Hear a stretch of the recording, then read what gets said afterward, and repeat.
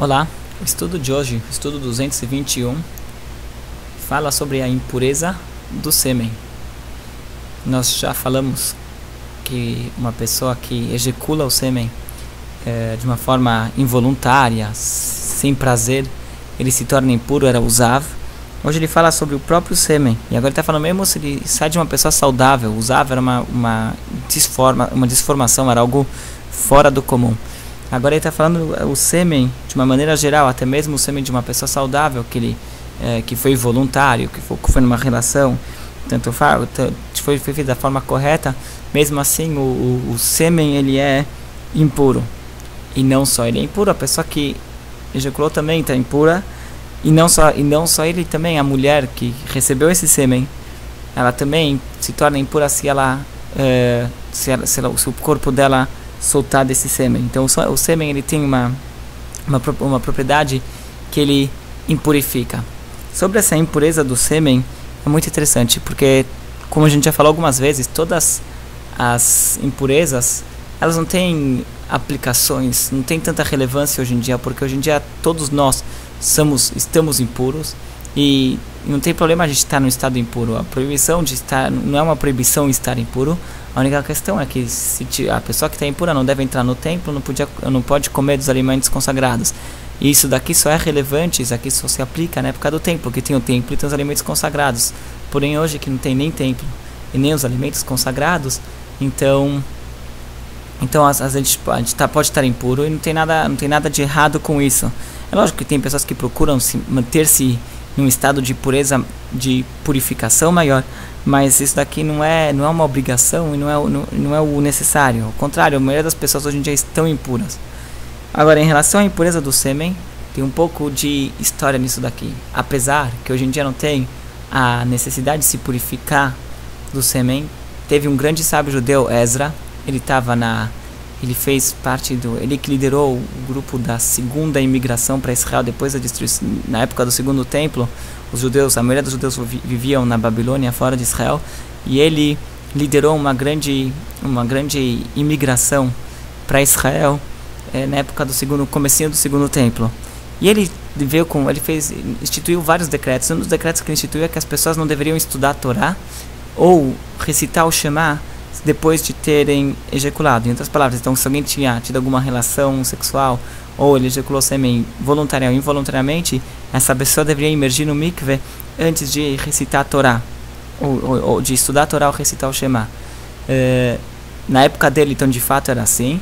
Só que depois, nas próximas gerações, foram ver e perceberam que as pessoas não estavam aguentando, não conseguiam manter esse decreto, então revogaram o decreto de Ezra. Para revogar um decreto tem que seguir várias regras, não é? Qualquer um e qualquer situação pode revogar um decreto que algum sábio anterior fez, mas revogaram o decreto de Ezra.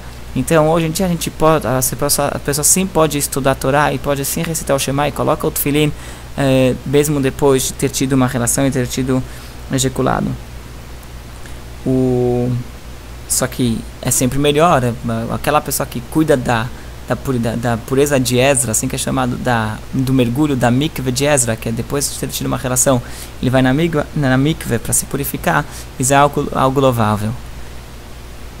Temos mais alguns minutos, a gente pode falar assim, mais alguns detalhes dessas impurezas. Muitas dessas impurezas não adiantava só ir no mikve e a pessoa estava pura, ele ia no mikve e depois tinha que esperar o sol se pôr, tinha que esperar terminar o dia para assim concluir o processo de purificação. Só mais um assunto que a gente pode falar sobre os assuntos de pureza e impureza, porque na verdade agora nos próximos dias a gente basicamente vai terminar sobre as fontes de impureza. Ainda vamos tratar sobre leis relacionadas a purezas e impurezas, mas as fontes de impureza a gente já está terminando. E uma das leis que a gente pode falar sobre essas fontes de impureza, que o Maimônides considerou cada uma delas uma mitzvah. A gente mencionou alguma aula essa semana que como pode ser que a pureza é considerada uma mitzvah. Uma mitzvah, quando a gente tem um mandamento, significa faça algo ou deixe de fazer algo, mas a pessoa tem que ter uma atitude ativa. E aqui de repente ele fala assim, não, as leis da impureza de repente ficou uma mitzvah, é um mandamento, a pessoa não tem o que fazer aqui. É uma circunstância que deixa a pessoa impura ou que não deixa a pessoa impura. Mas o que não tem nenhuma mitzvah aqui envolvida, o que é sobre a pureza. O que sim é importante saber, uma pessoa que está numa situação de pureza ou impureza, o que ele pode fazer, o que ele não pode fazer. Daí sim entra em mitzvot, proibições. Por exemplo, uma pessoa que está impura não deve entrar no templo. Como ele se tornou impuro, isso aqui também vai ser considerado uma mitzvah. Então, de acordo com Maimônides, de fato é isso que ele falou, que a mitzvah é a lei. Isso que ele falou na mitzvah, no mandamento 96, que a gente estudou faz uns 3, 4 dias atrás. Ele falou exatamente isso daqui, que as mitzvot, essas mitzvahs que nós falamos sobre as impurezas, elas não são uma mitzvah que a pessoa deve fazer ou não, são as leis.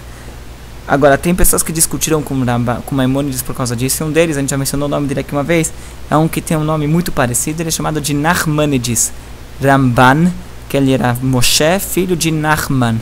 E Nachmanides, ele discute, ele também fez uma contagem das mitzvot, ele era posterior ao Maimônides, e ele discute com todo quanto esses casos. Então aqui a gente tem uma lista de umas, talvez, 8 ou 9 mitzvot, que o Nachmanides não conta, são 8 ou 9 mitzvot, que o Maimônides conta como mitzvot positivas, que fazem parte das 248 mitzvot positivas, e aqui o Nachmanides desconta todas elas. Então ele vai ter que encontrar outras mitzvot. Na hora que ele for contar as mitzvot da Torá, ele vai ter que encontrar outras mitzvot, porque no final das contas todos concordam que são 248 mandamentos positivos e 365 proibitivos. Então, como aqui nós temos um que é uma afirmação, é uma mitzvah positiva, 8 mitzvot positivas, acho que são 8, depois tem que contar direito, 8 mitzvot positivas que o Maimônides considerou, registrou cada uma delas, numerou cada uma delas como uma mitzvah.